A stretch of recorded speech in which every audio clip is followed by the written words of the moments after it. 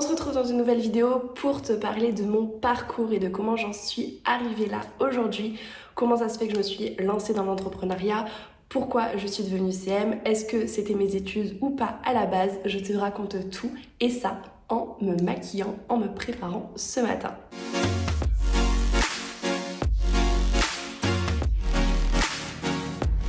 Hello, c'est Marine et je suis ravie de te retrouver dans cette nouvelle vidéo pour parler avec toi de mon parcours et de comment j'en suis arrivée là avec tout mon make-up. Du coup c'est parti, je suis pas maquillée, je me suis juste un petit peu lavé le visage, je sors de la douche et maintenant let's go pour me refaire un petit peu la façade. Et c'est parti, j'espère que ce format de vidéo va te plaire. Du coup, pour commencer, je vais mettre mon petit sérum. Du coup, c'est parti. Et surtout, je vais te parler et te raconter concrètement comment ma vie, entre guillemets, a commencé. Du coup, j'ai fait un bac économique et social. Donc un bac ES que j'ai obtenu du coup en 2016. Et à l'issue de ce bac, enfin pendant mon lycée, c'est vrai que je ne savais pas vraiment dans quel secteur m'orienter. C'était un petit peu compliqué pour moi de savoir concrètement ce que je voulais faire plus tard. Du coup, je me suis dit, oh bah la com, ça a l'air sympa. Et si je tentais des études en communication, tout simplement. Du coup, j'ai décidé de me lancer là-dedans un petit peu à l'aveuglette au début. Donc j'ai postulé dans plein de formations en communication. Et au début, j'avais pas forcément beaucoup de retours. Donc c'est vrai que ça a été assez compliqué au début de trouver concrètement là où je voulais aller. Surtout quelle école allait m'accepter. Et du coup finalement j'ai fini par être acceptée un peu en last minute, je vous le cache pas, par une école à Lyon. Du coup je suis partie directement après mon bac faire mes études à Lyon pour faire un DUT information communication option information numérique des organisations. Donc c'était vraiment un peu plus l'aspect numérique de la com, réseaux sociaux, veille concurrentielle, etc.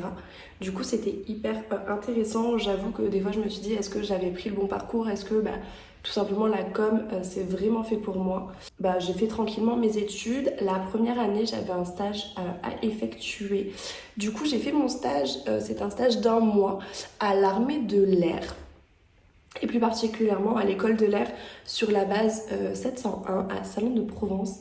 Du coup c'était hyper cool, j'ai pu passer du coup un petit peu de temps au service événementiel, au service communication, au service un petit peu journaliste, au service photographie. Donc c'était hyper cool, hyper complet. Et c'est vrai que j'avais déjà fait une formation militaire pour être réserviste, donc une autre expérience de ma vie qui m'a beaucoup aussi apporté, que ce soit en termes de rigueur, de détermination, ça m'a apporté énormément de valeur, énormément de compétences que maintenant je peux appliquer aussi à ma vie professionnelle tout simplement. Donc franchement c'était hyper cool, hyper intéressant, que ce soit autant ma formation de base que du coup mon stage là-bas. Et puis la deuxième année, j'ai fait un stage du coup à la mairie de la ville où mes parents habitaient, donc à Miramas.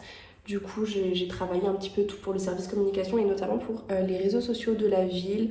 Et j'ai assisté la chargée de communication à mettre en place les événements, la communication tout simplement. Donc c'était un stage de 2 mois qui était hyper intéressant. Après, il faut savoir que j'ai quand même travaillé tous les étés depuis que je suis majeure, dès que j'ai pu, pour faire un petit peu des sous, pour tout simplement goûter au monde du travail et savoir concrètement ce que c'est. Donc voilà un petit peu pour cette partie-là. Donc à l'issue de mon DUT Information Communication, c'est vrai que je ne savais pas vraiment quoi faire après. Je savais que je voulais continuer mes études parce que je me sentais pas prête à l'instant T à rentrer directement dans le monde du travail et je me disais que c'était peut-être pas la meilleure solution non plus. Du coup, ce que j'ai fait, c'est que mon DUT proposait un espèce d'échange universitaire. Donc on avait la possibilité de partir faire une année à l'étranger comme une année facultative parce que techniquement cette année, enfin le diplôme n'est pas reconnu comme bac plus quelque chose, facultative mais qui m'a permis d'intégrer une université à l'étranger. Du coup, j'ai choisi de partir au Canada et plus particulièrement au Québec, dans la province de Québec. J'étais vraiment dans une toute petite ville à 5 heures au-dessus de Montréal qui s'appelait Saguenay et plus particulièrement Jonquière. Où j'ai pu faire du coup un DUETI, en fait ce qu'on appelle donc une 3e année facultative de DUT à l'étranger, donc diplôme universitaire d'études technologiques à l'international. Et du coup j'ai intégré une université là-bas d'études collégiales qui finalement m'a permis de développer des compétences que ce soit aussi bien en termes de connaissances au niveau publicité parce que j'étais en coordination publicitaire et ça m'a permis du coup de développer mes compétences que ce soit au niveau design, publicité, donc ma créativité, etc. Mais également mes compétences autant au niveau stratégie de communication mais aussi mes compétences au niveau photographie et surtout au niveau événementiel. Et c'est là-bas que j'ai commencé du coup un petit peu à goûter à l'événementiel et concrètement ce que ça voulait dire être dans l'événementiel et faire de l'événementiel parce qu'on organisait en fait tout simplement plein d'événements au sein de l'université. Et du coup c'est vrai que c'était hyper cool pour nous de pouvoir découvrir un petit peu tout ça et concrètement ce qui se passait là-bas. Et du coup là-bas j'ai eu l'occasion et l'opportunité de faire un stage. Du coup j'ai cherché mon stage et je suis partie cette fois-ci du côté de Montréal pour faire un stage avec une entrepreneur. Et c'est là aussi que j'ai commencé à découvrir le monde de l'entrepreneuriat qui était wedding planner parce que là c'était l'époque où je voulais être à tout prix wedding planner. C'est tout simplement un métier que j'ai découvert un petit peu là-bas en faisant de l'événementiel, en m'intéressant un petit peu à tout ça. Et franchement c'était une découverte incroyable pour moi. Du coup je voulais à tout prix être wedding planner. Ce stage était incroyable, j'ai pu assister des mariages, préparer d'autres mariages, gérer les réseaux sociaux aussi de la wedding planner. Donc là quand même les réseaux sociaux étaient aussi bien présents on va dire dans ma vie et dans mon parcours. Et du coup à l'issue je suis rentrée en France du coup en 2019 et du coup qui dit rentrer en France dit qu'est-ce que je fais maintenant. Et tout simplement, j'ai fait le choix d'intégrer un bachelor, donc directement en 3e année, pour avoir au minimum un bac plus 3. Et c'était parti du coup pour l'aventure. J'ai intégré ce bachelor du coup à Nice, où je vis toujours actuellement. Et voilà, c'était un bachelor en événementiel. Concrètement, j'ai appris un petit peu toutes les bases de l'événementiel, sauf que c'est là que notre ami le Covid a débarqué sur la fin de l'année. C'était assez compliqué de gérer un petit peu tout ça avec le Covid qui a débarqué.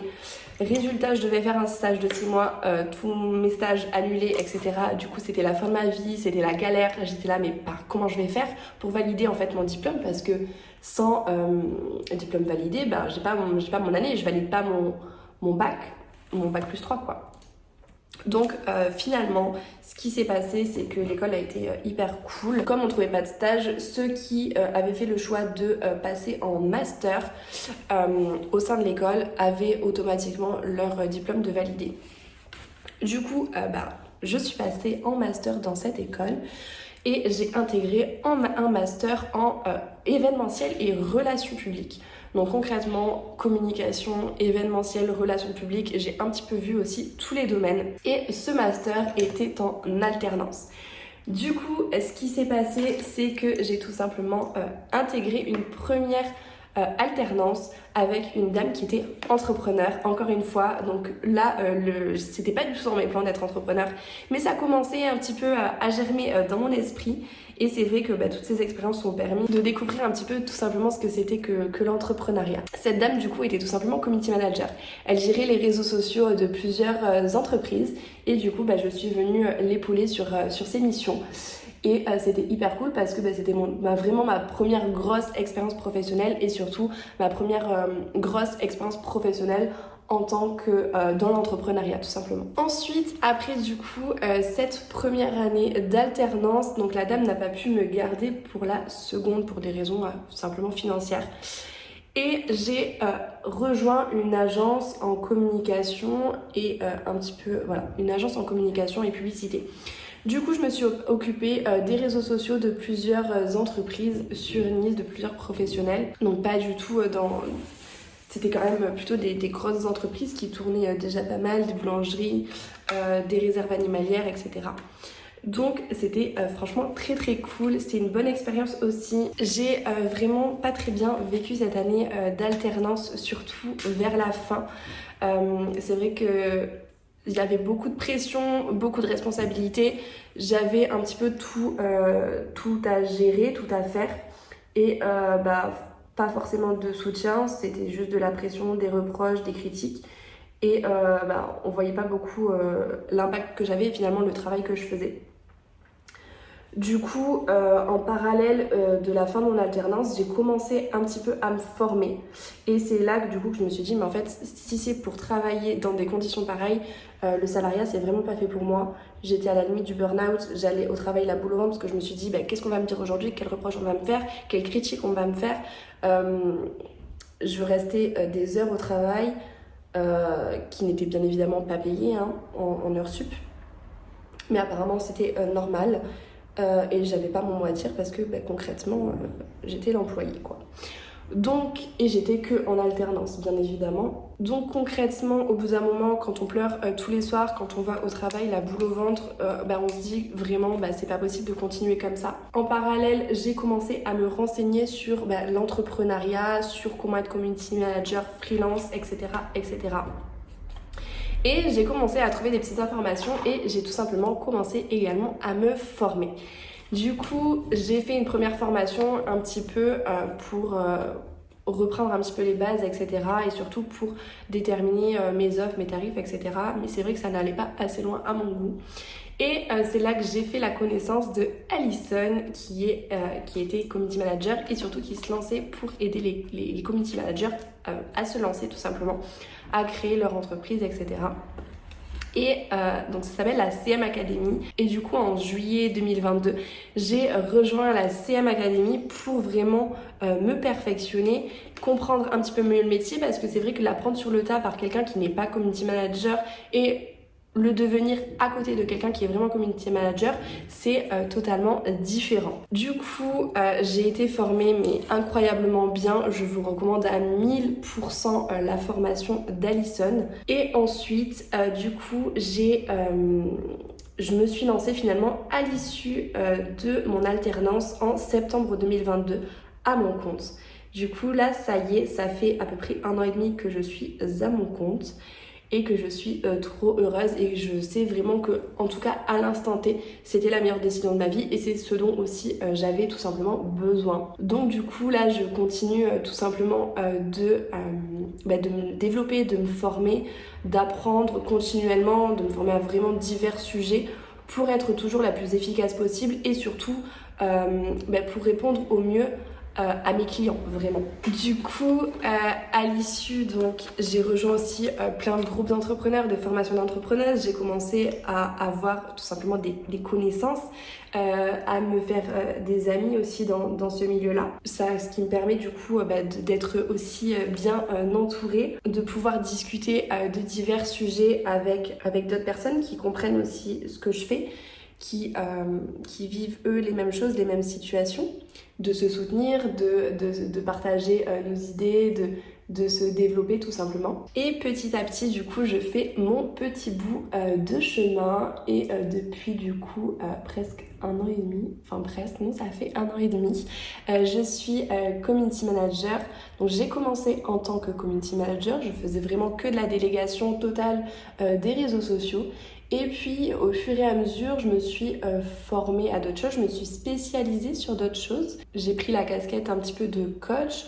Je suis en train de faire une demande aussi pour être officiellement formatrice, pour pouvoir développer mon activité et apporter mes connaissances et mes compétences à d'autres professionnels, que ce soit à travers des formations Pôle emploi ou encore dans des écoles auprès de jeunes comme je l'étais tout simplement avant. Ça serait vraiment trop cool pour moi de pouvoir faire ça. Et puis je me suis aussi spécialisée du coup dans les programmes en ligne, puisque j'ai créé du coup plusieurs petits programmes, notamment un programme sur Canva, et en plus je viens de devenir Canva ambassadeur, donc une ambassadrice Canva pour l'année 2024, donc je suis vraiment trop heureuse de cette nouvelle que j'ai appris vraiment ce matin. J'ai aussi du coup créé des formations pour mettre en place sa stratégie de contenu sur Instagram.